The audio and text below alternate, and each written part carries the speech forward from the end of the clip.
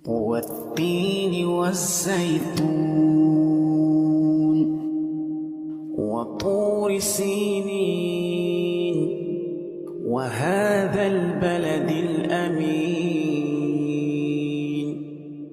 لقد خلقنا الإنسان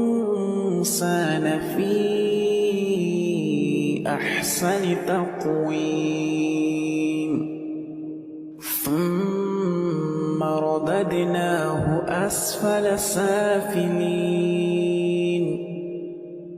إلا الذين آمنوا وعملوا الصالحات فلهم أجر غير ممنون فما يكذبك بعد بالدين أليس الله بأحكم الحاكمين